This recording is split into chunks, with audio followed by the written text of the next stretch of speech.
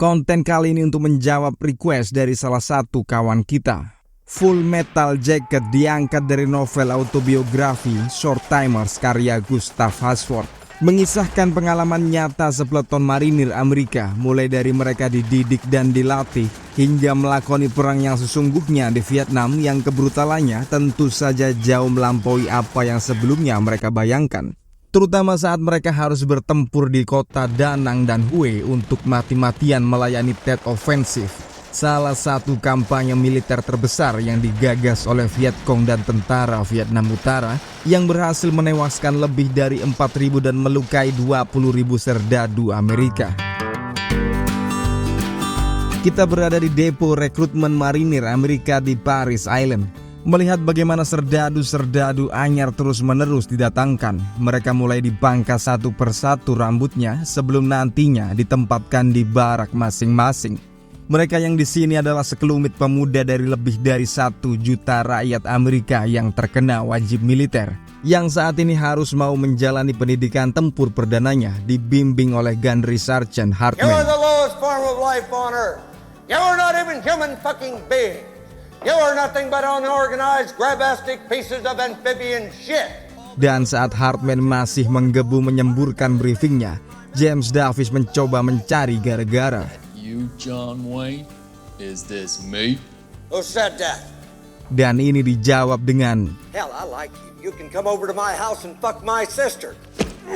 ini pun masih belum berhenti saat Sersan tua ini melihat Leonard Lawrence memasang sesimpul senyum konyol yang ia nilai sudah mengolok otoritasnya. Well, do you think I'm funny? Sir, no, sir. Then wipe that disgusting grin off your face. Sir, yes, sir. Cerocos mulut Hartman ini masih terus dilontarkan, penuh makian dan ejekan dan intimidasi yang mau tak mau harus ditanggung oleh kuping-kuping para serdadu baru. I don't like the name Lawrence. Only faggots and sailors are called Lawrence. From now on, you're Gomer Pyle. Yang sekaligus juga memberi orientasi awal bahwa mulai hari ini akan seperti inilah hidup mereka selama 2 bulan ke depan. Are you through grinning? Sir, yes, sir. Bullshit, I can't hear you.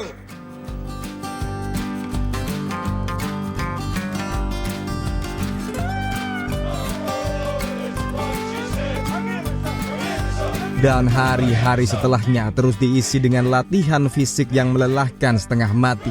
Berlatih baris berbaris, termasuk pula harus mau tidur bersama dengan senapan latihan M14 mereka.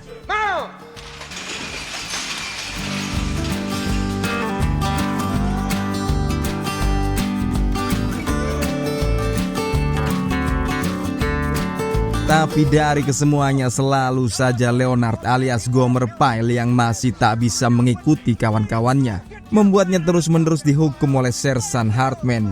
Do you mean to tell me that you cannot do one single pull-up? You are a worthless piece of shit, Pyle! Get out of my face! Tapi hukuman apapun seperti tak bisa membuat Gomer Pyle berkembang atau memperoleh progres positif sebagai kadet. 4 inches from your chest, Pyle! 4 inches! Sementara Sersan Hartman seperti instruktur militer umumnya hanya bisa menampar, hanya bisa memaki, mengancam dan memaksa, yang tak ia sadari sedikit demi sedikit memberi efek akumulatif pada mental Gomer Pyle. Jesus H. Christ! I think you've got a heart off!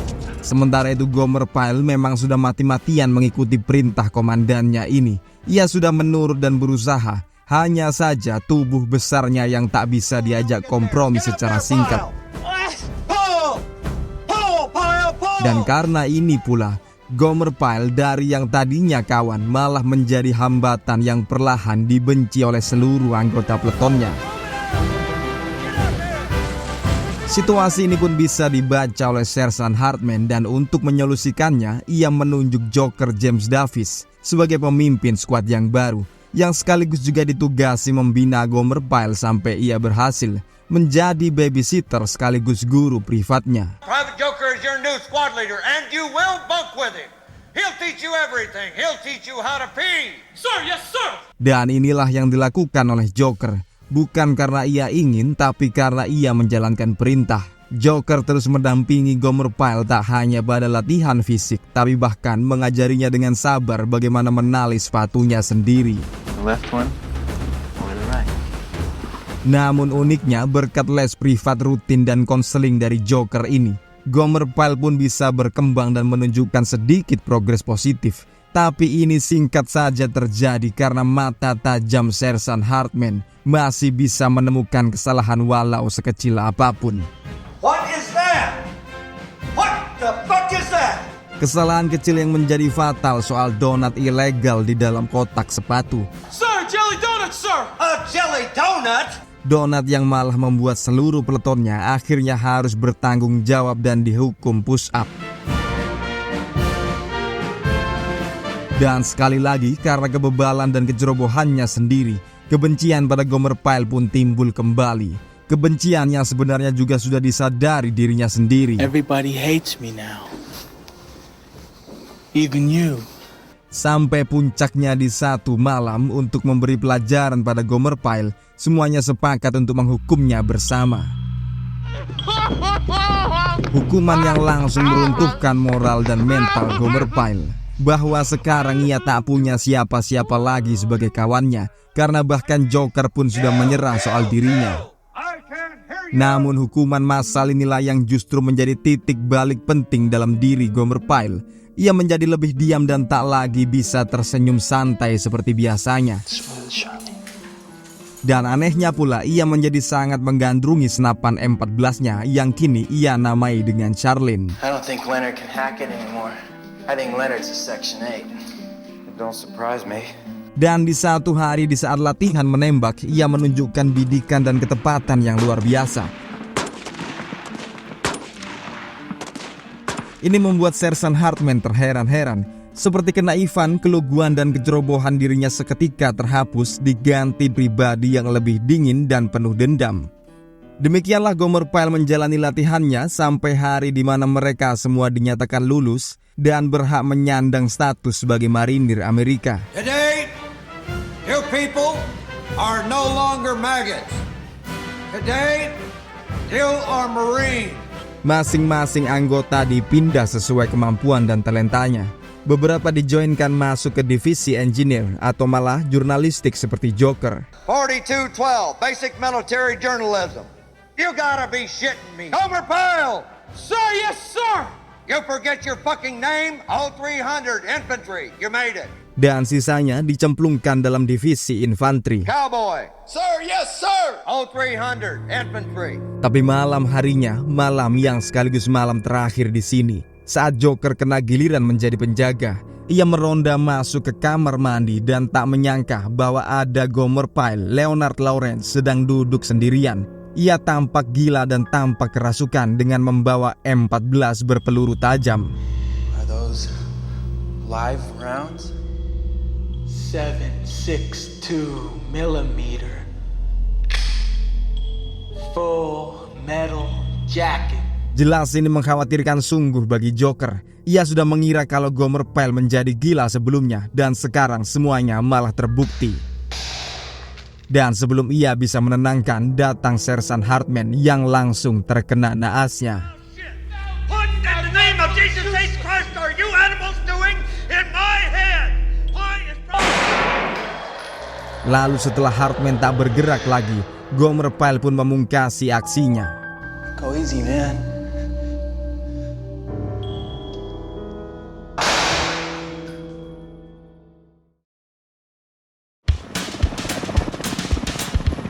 Berikutnya pada bulan Januari 1968, hampir semua dari peleton Joker sudah dikirim di Da Nang, Vietnam Selatan.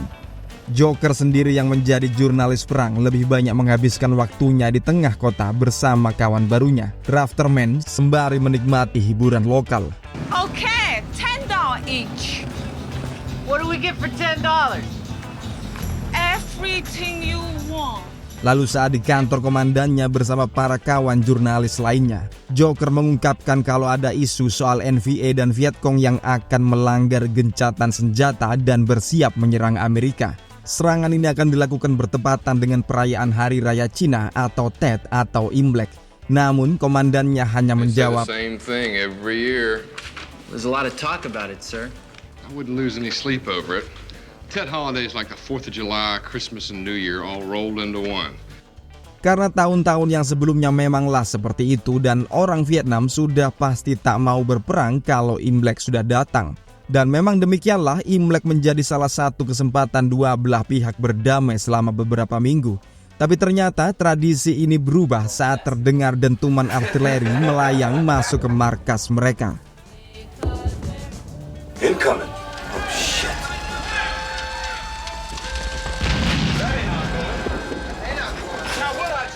Isu yang didengar oleh Joker terbukti benar dan sekarang akibat kelengahan para komandan mereka, infanteri Vietnam leluasa merangsek masuk meski masih bisa dihadang oleh kawanan Joker.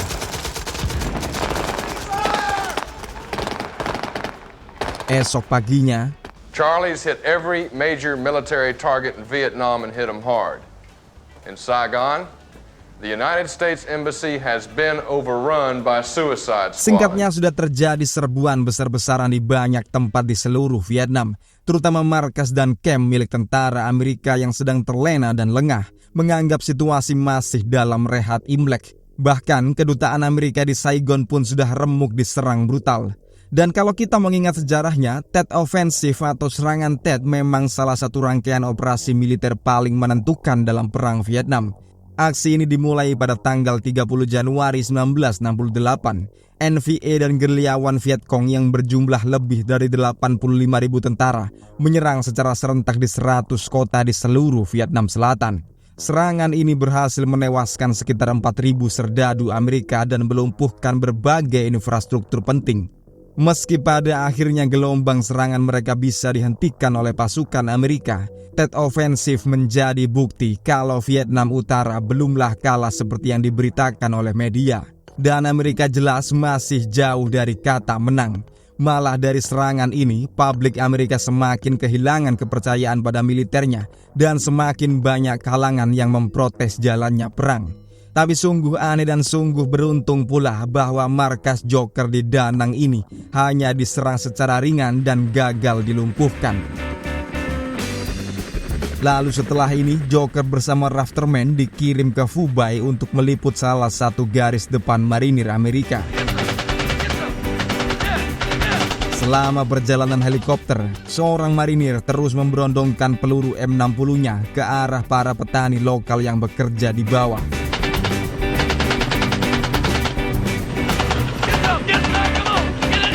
Tak pandang bulu dirinya menganggap semua orang pesek sipit Vietnam adalah musuh baginya.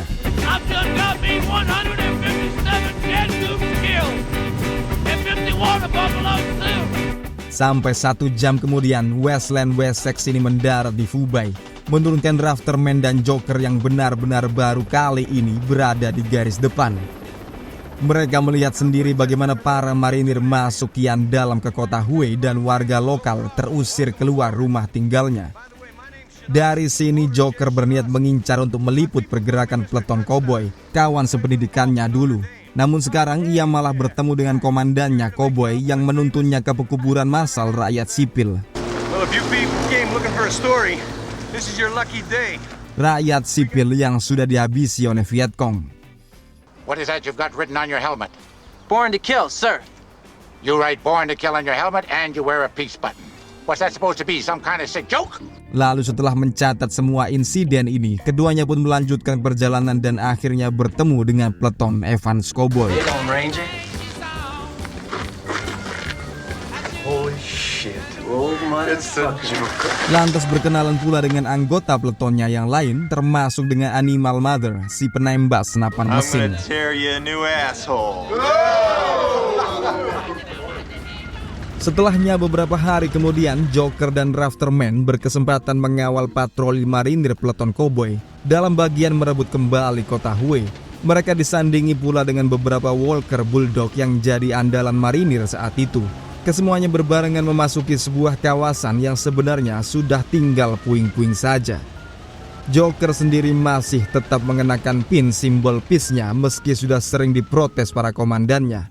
Ironisnya ini digandengkan dengan helm bertuliskan Born to Kill, menunjukkan sebuah juxtaposisi yang sekaligus menurut Joker sendiri adalah dualitas manusia. Ini merujuk pada teori Jungian yang menerangkan kalau manusia pada dasarnya memiliki sisi terang dan sisi gelap. Dan kedua sisi ini eksis secara bersamaan dalam satu tubuh. Bisa kita tarik kesimpulan gampangnya pula kalau Joker tak bisa disamakan dengan tentara kerucu biasa. Di balik wajah lugunya, ia adalah seorang yang cerdas dan berpengetahuan serta punya idealisme atau prinsipnya sendiri, berbeda dengan kebanyakan kawannya. Dan ia pun lanjut berjalan tenang sampai terjadi.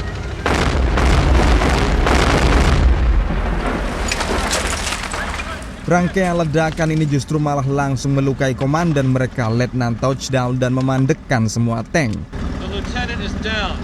We're going to stop here and check out what's in front of us. Sampai selanjutnya situasi ini digantikan pergerakan infanteri yang balas maju mengintai mencari posisi musuh. Meski memang pemukiman di sini sudah menjadi reruntuhan, sebagian malah masih terbakar api. Namun lengah dan lalai bukanlah pilihan, karena secara mengagetkan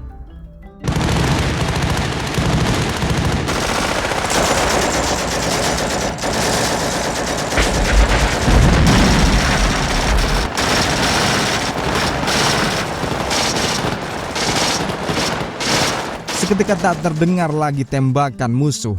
Tank-tank mereka pun dipersilakan maju dengan aman, sekaligus menyelesaikan patroli mereka hari ini.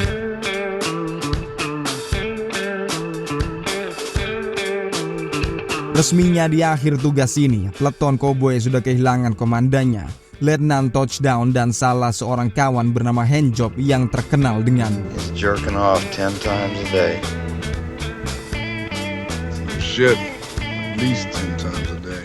Dan menyoal jurnalistik peperangan sebenarnya bukan hanya pekerjaan Joker atau Rafterman. Karena selain mereka, datang pula beberapa kru wartawan lengkap dengan kamera yang terus sibuk mendokumentasikan dan mewawancarai para prajurit.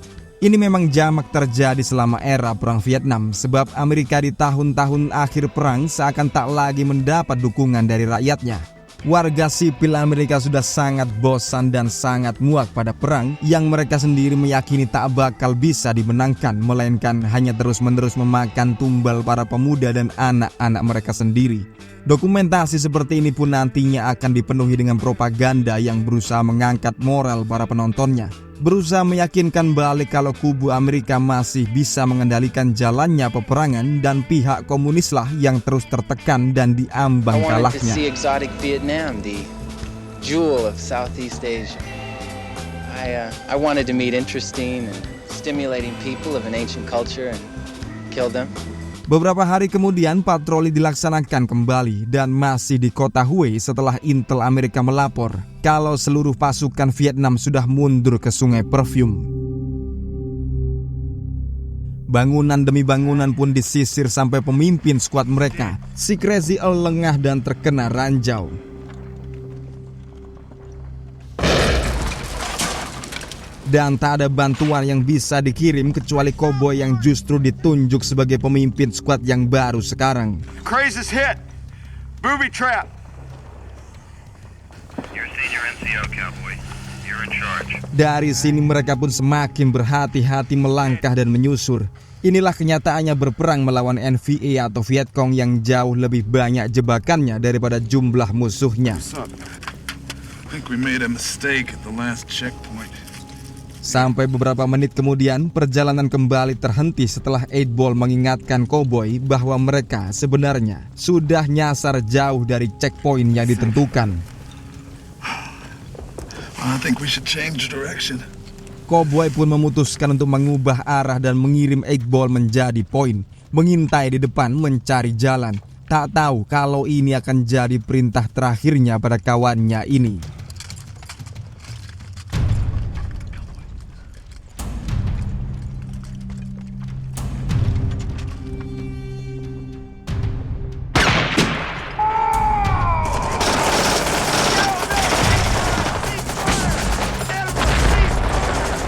Koboi pun mengkontak sersannya dan meminta bantuan tank. Sementara 8 Ball yang cuma bisa telentang kini menjadi bulian penembak musuh. Doc J yang tak sampai hati pun langsung nekat maju, berniat membantu 8 Ball yang hampir mati. Ia maju dengan kesadaran penuh bahwa ia juga leluasa dibidik musuh.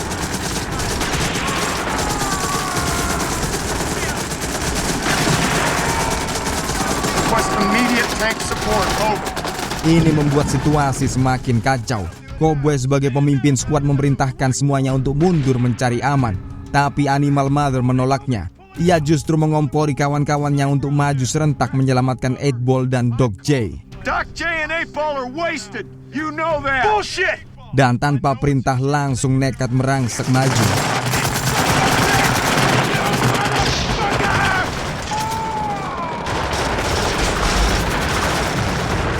Tapi untungnya berkat kelakuan sembrono Animal Mother, posisi musuh sudah ketahuan. Doc, where's the sniper? Berikutnya dengan santai Animal memanggil Cowboy dan beberapa kawannya untuk maju menyusul.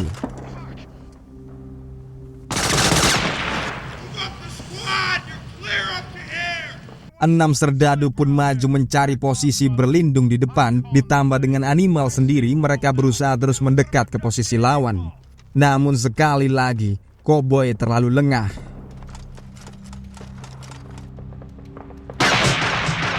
Patroli rutin ini menjadi tragedi sekarang. Dan Cowboy tanpa adanya Doc J langsung tewas di tempat. Sniper musuh belum juga ditemukan dan skuad mereka sudah kehilangan 3 orang. Tapi jelasnya Animal tak mau mundur. Ia mengajak sisa skuadnya untuk menyerang. Dengan kali ini mereka mengandalkan granat asap untuk memberi kamuflase. Let's go get some payback.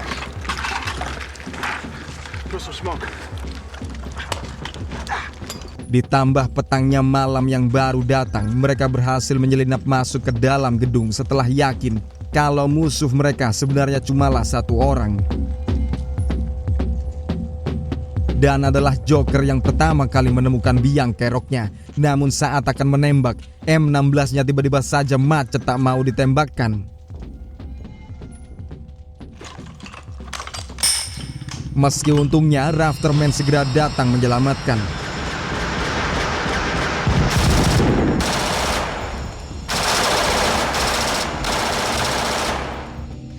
Gadis muda ini berakhir meregang nyawa dan sudah tak bisa apa-apa. Tapi memang ia benar-benar sendirian tanpa kawan. Membuktikan keberaniannya sebagai serdadu yang di atas normal.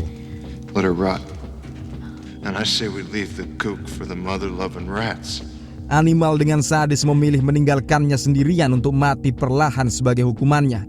Namun Joker tak sampai hati setelah mendengar gadis ini memohon untuk dieksekusi.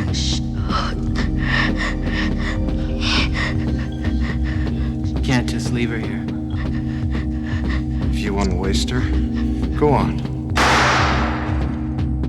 Patroli kali ini telah meninggalkan rasa pahit bagi para anggota peleton. Pemimpin mereka satu persatu mati, hanya meninggalkan Animal Mother sebagai anggota senior. Tapi semuanya paham ini bukanlah yang terakhir. Saat hari berganti esok, entah siapa lagi yang akan mati. Dalam buku hariannya, Joker mengungkap kalau ia sudah sangat bahagia dengan hanya bertahan hidup. Semua macam idealisme dan prinsip hidup atau bahkan norma kemanusiaan seperti tak ada artinya sama sekali. Kalau yang dihadapi sehari-hari adalah peluru dan ledakan yang menggampangkan hilangnya nyawa. Semuanya pada ujungnya mengerucut pada 2 fakta, yakni hidup atau mati. Dan Joker sudah sangat bersyukur menjadi yang sanggup bertahan hidup. I'm in a world of shit, yes. But I am alive, and I am not afraid. Demikian kisah kita kali ini, semoga bisa menghibur kalian semua. Jangan lupa tinggalkan like dan kita jumpa lagi di kesempatan berikutnya. Wassalamualaikum.